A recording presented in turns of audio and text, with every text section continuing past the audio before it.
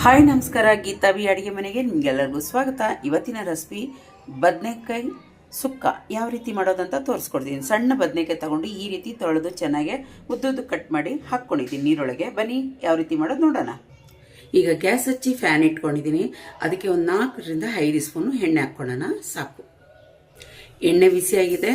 1 spoon ಸಾಸಿವೆ ಹಾಕ್ಕೊತೀನಿ, 1 spoon ಉದ್ದಿನಬೇಳೆ, ಅರ್ಧ ಸ್ಪೂನು ಜೀರಿಗೆ, 1-2 ಒಣಮೆಣಸಿನಕಾಯಿ, ಸ್ವಲ್ಪ ಕರಿಬೇವು, ಚೆನ್ನಾಗಿ ಹುರ್ಕೊಳ್ಳೋಣ. ಈಗ ನೋಡಿ ಚೆನ್ನಾಗೇ ಫ್ರೈ ಆಗಿದೆ. ಈಗ ದೊಡ್ಡದು ಒಂದು ಈರುಳ್ಳಿ ದಪ್ಪದು ಕಟ್ ಮಾಡಿ ಸಣ್ಣ ಕಟ್ ಮಾಡಿಕೊಂಡು ಅದನ್ನು ಚೆನ್ನಾಗಿ ಫ್ರೈ ಮಾಡ್ಕೊಳ್ಳೋಣ.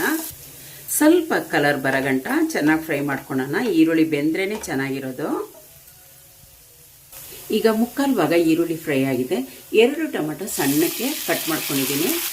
ಅದನ್ನೂ ಅಷ್ಟೇ ಸ್ವಲ್ಪ ಮೀಡಿಯಮ್ ಆಗಿ ಫ್ರೈ ಮಾಡ್ಕೊಳ್ಳೋಣ. ತೀರ ಬೇಡ, ಸ್ವಲ್ಪ ಮಧ್ಯ ಸ್ವಲ್ಪ ತಿರುಗಿಸ್ಕೊತಾ ಇರಿ. ಈಗ ಒಂಚೂರು ಅರಿಶಿನ ಹಾಕೋಣ. 1/4 ಭಾಗ ಬೆಂದಿದೆ. ಸಣ್ಣ ಸ್ಪೂನ್ ಒಳಗಡೆ ಒಂದು ಅರ್ಧ ಸ್ಪೂನ್ ಹಾಕ್ಕೊತೀನಿ. ಈಗ ಚೆನ್ನಾಗಿ ಮಿಕ್ಸ್ ಮಾಡ್ಕೊಳ್ಳೋಣ. ಮೀಡಿಯಮ್ ಉರಿಯೊಳಗೆ ಮಿಕ್ಸ್ ಮಾಡ್ಕೊಂಡ್ರಿ. ಬದನೆಕಾಯಿನ ಕಟ್ ಮಾಡಿ ನೀರೊಳಗೆ ಹಾಕುವಾಗ ಕಪ್ಪಾಗಬಾರ್ದಂದ್ರೆ ಒಂಚೂರು ಉಪ್ಪು ಹಾಕ್ಕೊಂಡ್ಬಿಟ್ಟು ಸ್ವಲ್ಪ ಮಿಕ್ಸ್ ಮಾಡಿ ಇಡ್ರಿ, ಕಪ್ಪಾಗೋದಿಲ್ಲ. ಈಗ ಬದನೆಕಾಯಿ ಹಾಕ್ಕೊಂಬಿಡೋಣ. ಈಗ ಚೆನ್ನಾಗಿ ಮಿಕ್ಸ್ ಮಾಡ್ಕೊಳ್ಳೋಣ.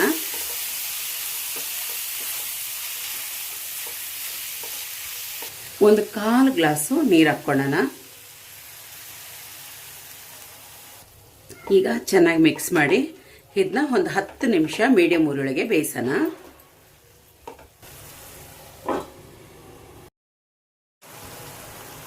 ನೋಡಿ, ಮಧ್ಯ ಒಂದ್ಸತಿ ಮಿಕ್ಸ್ ಮಾಡ್ಕೊಂಬಿಡಿ.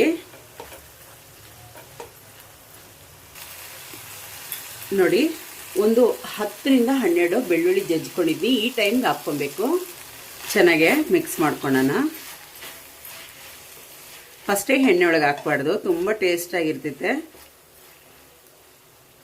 1 ಸ್ಪೂನು ಅಚ್ಕಾರದ ಪುಡಿ ಹಾಕ್ತೀನಿ, 1 ಸ್ಪೂನು ಧನಿಯಾ ಪುಡಿ, ರುಚಿಗೆ ಎಷ್ಟು ಬೇಕೋ ಅಷ್ಟು ಉಪ್ಪು ಹಾಕ್ಕೊಂಬಿಡೋಣ.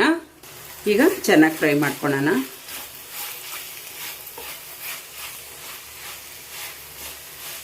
ಇನ್ನೊಂದು 2 ನಿಮಿಷ ಬೇಯಿಸೋಣ.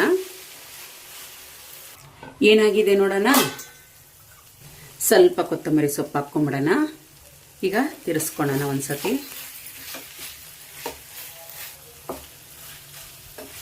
ನೋಡಿ ಆಗಿದೆ. ಗ್ಯಾಸ್ ಆಫ್ ಮಾಡಿ ಸರ್ವ್ ಮಾಡ್ಕೊಳ್ಳೋಣ. ಈಗ ಸರ್ವ್ ಮಾಡ್ಕೊಳ್ಳೋಣ.